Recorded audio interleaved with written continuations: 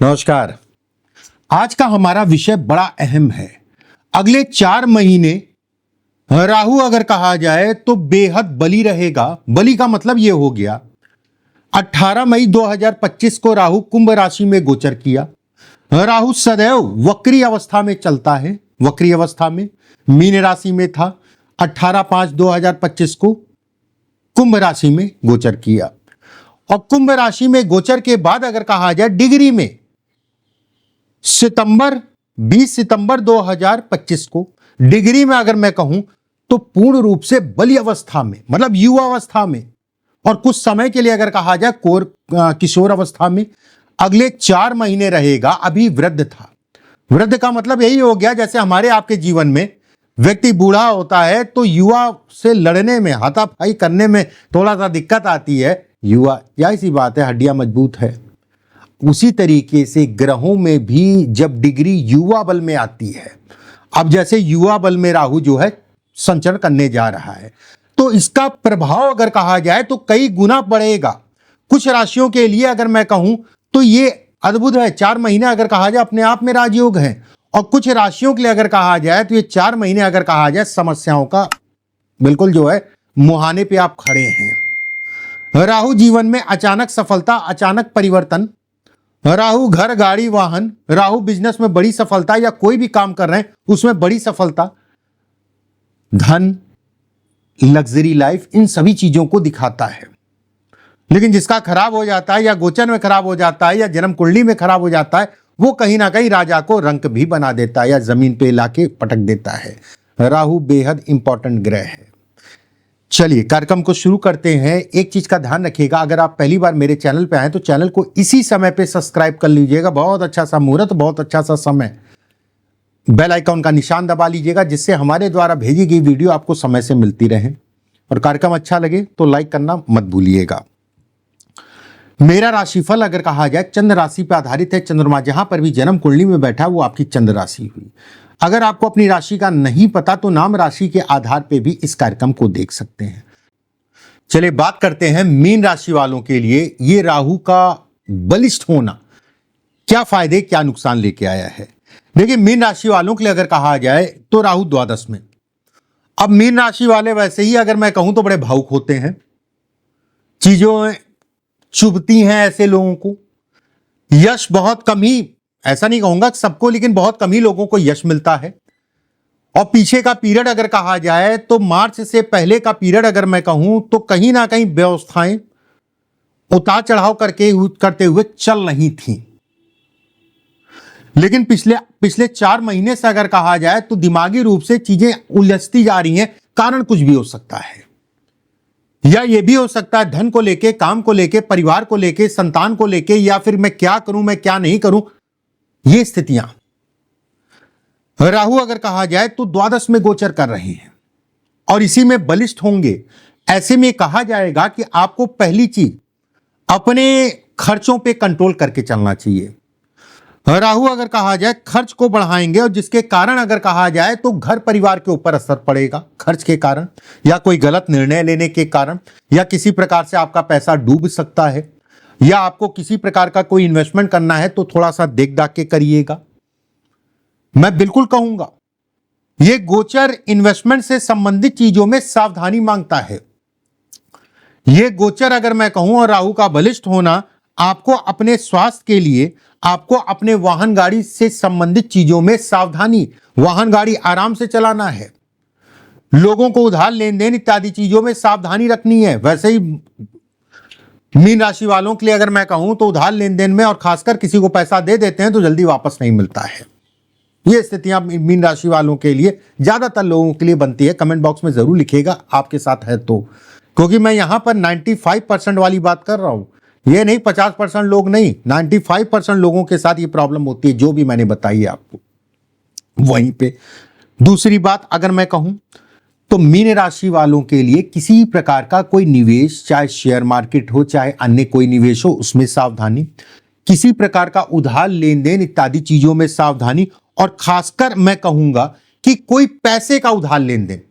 चलिए आप व्यवसाय कर रहे हैं, कोई बात नहीं, व्यवसाय में तो मजबूरी है, करना ही करना है, कोई बात नहीं। लेकिन यहां पर मैं उस चीज की बात कर रहा हूं कि कोई आपसे पैसा उधार मांगे कि मुझे ये पैसा दे दो, इतना पैसा दे दो, मैं 10 दिन में लौटा दूंगा, मैं 15 दिन में लौटा दूंगा, बड़ा मुश्किल हो जाएगा पैसा वापस मिलना। राहु बड़ा बलिष्ठ हो गया, बड़ा डिग्री में अगले 4 महीने अगर कहा जाए डिग्री बल इसके पास बहुत ज्यादा रहेगा, और वही ये भाव अगर कहा जाए तो पैसे को फंसवा देगा, पैसे को फंसवाने के लिए तत्पर है। आपको बहुत सावधानी से ही किसी को पैसा इत्यादि चीजें देना है।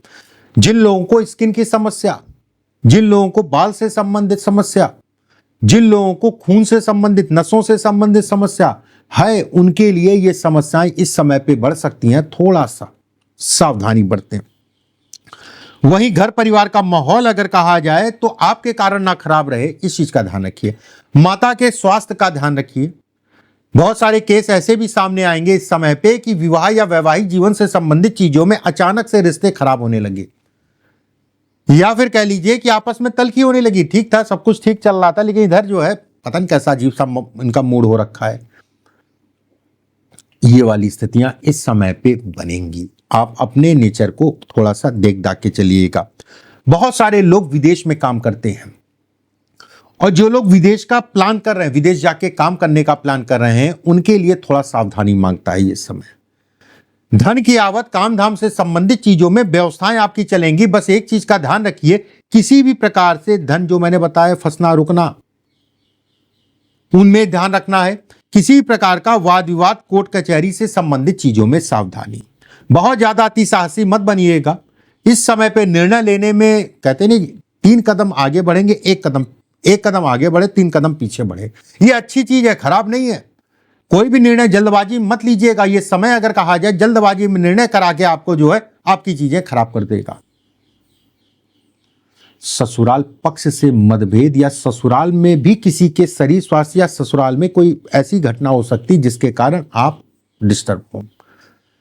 एक बात।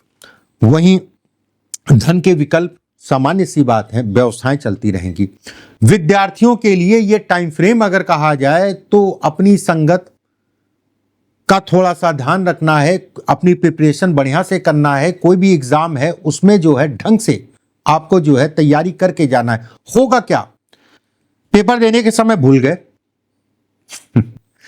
विद्या, और विद्या से अगर मैं कहूं तो अष्टम में राहु का होना, ऐसे में कहा जाएगा कि यार मुझे याद था, पूरा याद था, लेकिन एंड टाइम पे यार मैं लिख नहीं पाया या मैं भूल गया, वाली स्थितियां ये पैदा करेगा। प्रेमी जुगलों के लिए ये समय बिल्कुल भी ठीक नहीं कहलाएगा। प्रेम में अलगाव या प्रेम में तनाव, और पीछे से कोई तनाव चल रहा है तो उसमें बढ़ोतरी को भी ये दिखाता है। इसमें सावधानी। जमीन प्रॉपर्टी, कोई बैनामा कराना चाह रहे हैं, कोई रजिस्ट्री कराना चाह रहे हैं, कोई एडवांस देना चाह रहे हैं, बहुत सावधानी से चलना है, सारी चीजें देखना है। राहु की पंचम दृष्टि अगर कहा जाए तो मिथुन राशि पे है। ऐसे में कहा जाएगा किसी प्रकार की कोई जल्दबाजी नहीं करनी है। प्रॉपर्टी से संबंधित चीजों में गलत निर्णयों के कारण आपकी प्रॉपर्टी से संबंधित चीजों में नुकसान हो सकता है। थोड़ा सोच समझ के चलिए, थोड़ा सा देख दाख के चलिए। बाकी गोचर अगर कहा जाए, अगर आप सावधानी से चलते हैं तो ठीक है। देखिए, मीन राशि वालों के लिए जैसा मैंने बताया, अब समझिए उपाय जिससे आपको ज्यादा रिलीफ मिले और जो समस्याएं दिख रही वो दूर हो और चीजें आपकी बढ़ें। देखिए, सबसे पहले अगर आप पहली बार मेरे चैनल पर आए तो चैनल को सब्सक्राइब जरूर कर लीजिएगा, बेल आइकॉन का निशान दबा लीजिएगा, जिससे हमारे द्वारा भेजी गई वीडियो आपको समय पे मिलती रहे। कार्यक्रम अच्छा लगे तो लाइक जरूर करिएगा। ऐसा मत सोचिएगा कि पंडित जी ने जो है थोड़ा सा ये गड़बड़ बताया, वो गड़बड़ बताया, ऐसा नहीं है। जो होता है वही बताया जाता है। बाकी आप जो है थोड़ा सा अगर धैर्य से चलेंगे तो आपके लिए यही गड़बड़ अच्छा हो जाएगा। भैरव जी की उपासना आपको करनी ही करनी है।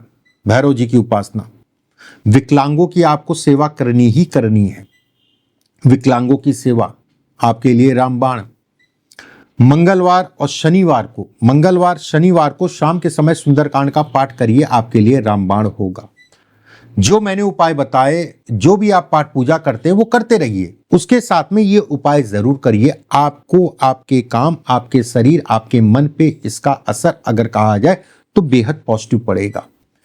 अगले वीडियो में फिर आप सभी से मुलाकात होगी। अभी के लिए बस इतना ही। राधे राधे।